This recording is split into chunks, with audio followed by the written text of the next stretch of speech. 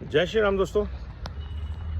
राहुल गांधी की इंस्पिरेशन इतनी हो गई है देश के कुछ नेताओं और युवाओं पे, कॉमेडियंस पे, लेफ्टिस्ट आर्टिस्ट पे, कि ये सब यूनियन ऑफ ऑर्गन्स की तरह बिहेव करने लग गए हैं। इनके मुंह की जगह कुछ लगा हुआ है, कुछ और की जगह मुंह लगा हुआ है, and they talk what ever they feel like.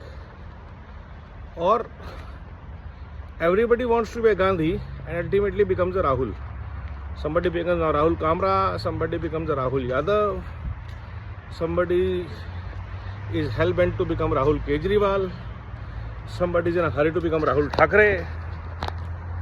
और जबकि बनना सारे गांधी चाह रहे थे। कोई कुणाल गांधी बनना चाह रहा था, कोई अखिलेश गांधी बनना चाह रहा था, फारूक गांधी भी, मतलब उमर गांधी भी बनना चाह रहे थे, और बन गए सारे राहुल।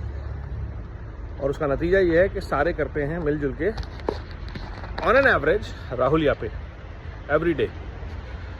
तो किसी को लगता है कि जज साहब को पैसे किसी ने उधार दिए होंगे, 100-200 करोड़ उधार कैश देना कौन सी बड़ी बात है। एक व्यक्ति को लगता है वो किसी का भी मजाक उड़ा लेगा किसी भी कीमत पे, और सब कुछ है, फ्रीडम एक्सप्रेशन है मेरे पास। तो ऐसे लोग जब देश की राजनीति में आते हैं या इनको पुश किया जाता है, उनका पर्पस क्या होता है? उनका पर्पस होता है असली मुद्दों से आपको भटकाना। कैसे रातों रात कुणाल कामरा बड़ा विषय बन गया पंजाब के किसानों के ऊपर से, इनके ऊपर लठ मार के उनको अरविंद केजरीवाल ने साइड लाइन कर दिया और पूरे इकोसिस्टम को लगा दिया कुणाल कामरा के बचाने के चक्कर में। पहले कुणाल कामरा को कहा गया कि भैया कूदो,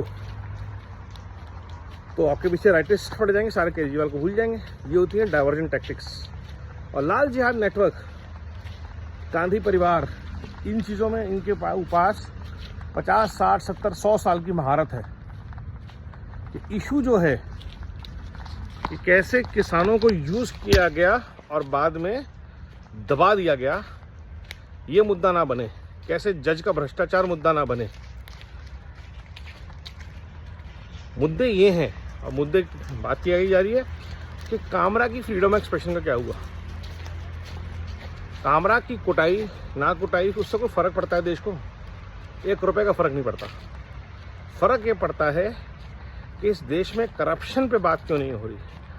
फर्क ये पड़ता है कि किसानों के आंदोलन को किसने इतने सालों तक हवा दी, और जैसे ही उनका पर्पस निकल गया कैसे उस आंदोलन की हवा निकाल दी गई।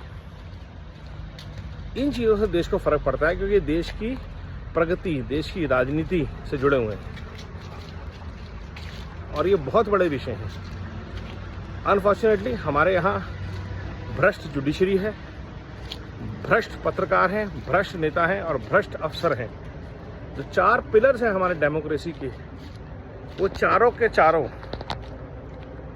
भ्रष्टाचार की दीमक से ग्रसित हैं। दीमक उनको खोखला कर रही है, अंदर से कर दिया है।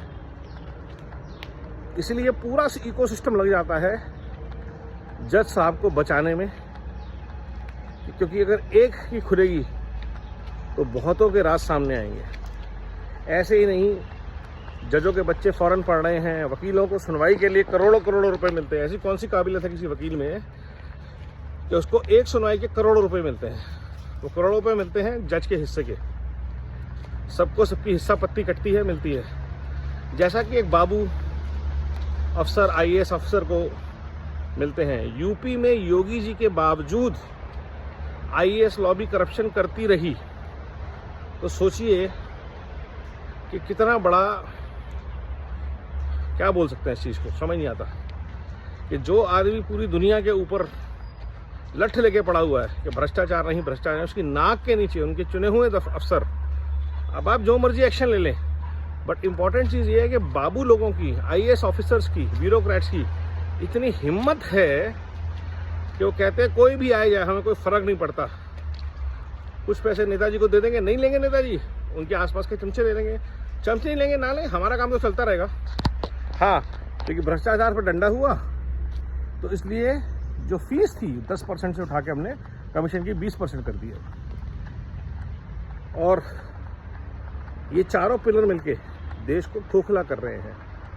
तो अगर ये भ्रष्टाचार के खिलाफ युद्ध मुद्दा बने तो कुणाल कामरा जैसे मुद्दे अपने आप साइड में हो जाते हैं, इम्पोर्टेंट नहीं है। लेकिन लेफ्ट नेटवर्क जो है, जो भ्रष्टाचार से सबसे ज़्यादा फायदा होता है, उठाता है, वो आपको बार बार लेके जाएगा फ्रीडम ऑफ एक्सप्रेशन पे, असली मुद्दे पे नहीं बात करेगा कि किसान आंदोलन कैसे दब गया। इस 4 पिलर्स की इतने सालों की जो करप्शन है उसके ऊपर कैसी कार्रवाई होना चाहिए। क्यों नहीं ये नारा लगता, जब तिलक तराजू और तलवार की बात हो सकती है कि इन पे मारो जूते 4, तो भ्रष्ट नेता, भ्रष्ट जज, भ्रष्ट ब्यूरोक्रेट और भ्रष्ट पत्तलकार, इनको मारो जूते 4, ये नारा कब लगेगा देखते हैं। हम भी उम्मीद में हैं कि भ्रष्टाचार के खिलाफ जो जंग है वो अपने सही मुकाम पर पहुंचेगी और डाइवर्जन से बचेगा भारत।